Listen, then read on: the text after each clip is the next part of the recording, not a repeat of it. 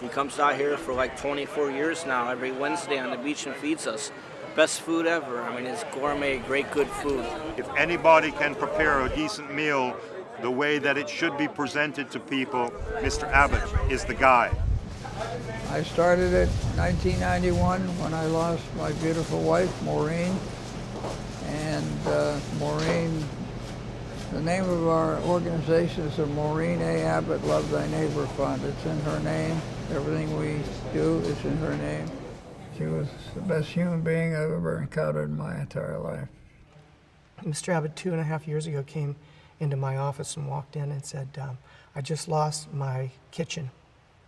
I have no place to cook, and I heard you have a kitchen. And it's like, well, of course we have a place for you. Of course we do. And we've had a great relationship ever since. We've been doing it for 23 years. We started on the beach. We're still on the beach. It still scares me to think of how many pans of food we put out. This is nothing. We had to put out 5 times that amount of food every day. So we've done what we could to cooperate with the city, and they've done whatever they could to make life miserable for us and anybody else who feeds the homeless. Simple as that. One of the issues that the city keeps bringing up, they keep saying things like, well, why can't you feed them at this other church or this other place? And the problem is that homeless don't have cars.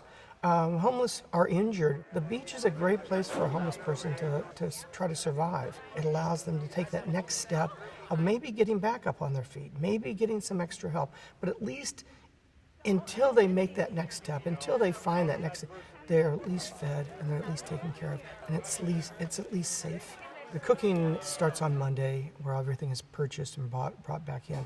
On Tuesday, we start preparing the food and put into freezers at that point.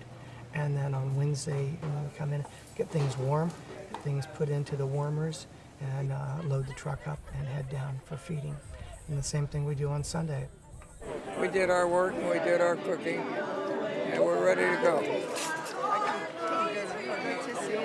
All right, everybody. Heavenly Father, we thank you for allowing us this time to meet together once again in an atmosphere of mutual respect and compassionate fellowship, each with the other. We are all equal. Nobody is better than anybody else. We are all your children, and we should love each other and be good to each other because that is your will. We have 3 entrees. We have tilapia.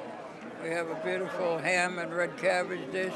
I really appreciate the fact that Arnold does what he does. I walk down the beach and I have a meal free, and a very nice meal, I must tell you. It's not too many people do things like that. Delicious. It's the best meal of the week. It's really good. It's not only the homeless people. Anybody could come and eat. Anybody. The ordinance went into effect on October 31st, Halloween, and immediately that Sunday we started feeding. And at that point, the city police were there, lights blazing, ready to arrest us. They did not handcuff us. I don't think they wanted that photograph, but they did cite us, and the police were embarrassed about it. The police treated me extremely gently. I have no fear of their putting me in jail. Make me stop?